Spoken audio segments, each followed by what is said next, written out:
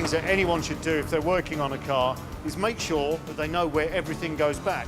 So it's a good idea to take a general photo of the engine bay.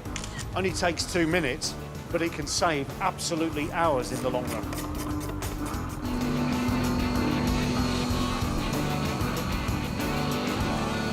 Right, on with the job.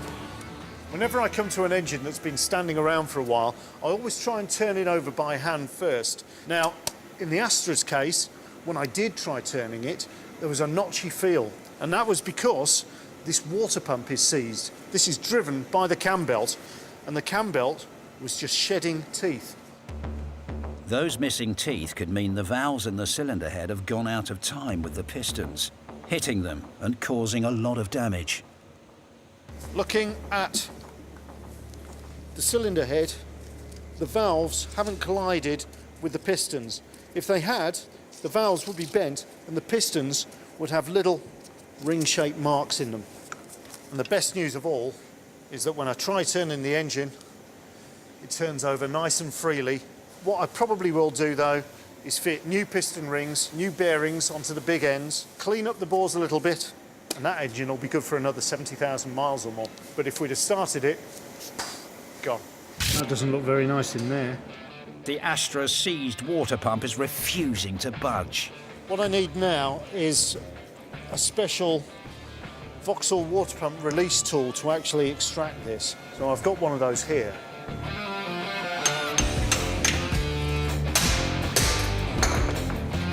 No wonder it wouldn't turn. Look at that. Although, turning a bit now. I think we'll bin it though. Missed. Fuzz is at last starting to reassemble the GTE's 1800cc engine. Hugh's Astra's engine has been pretty hard driven, and there's a fair bit of wear in the engine, but I think we'll just about get away without any major re-engineering. But what we are going to do is fit new piston rings, which will bring back the actual compression efficiency in the engine, get us a better seal within the combustion chamber.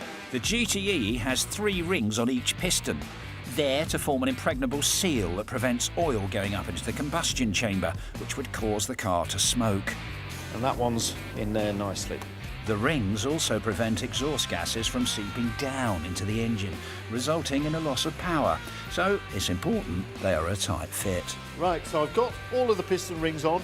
So now what I'm going to do is drop the piston in, orienting it correctly. There's a little arrow that points to the front of the engine. Right, so carefully drop it down. I'm now going to use this piston ring compressor, which I'm just going to slide over the piston, and this will compress the rings into the grooves, and then I should be able to knock the piston gently down into the bore. There we go. Now what I'll do is just press that piston down and just get it home. There we are.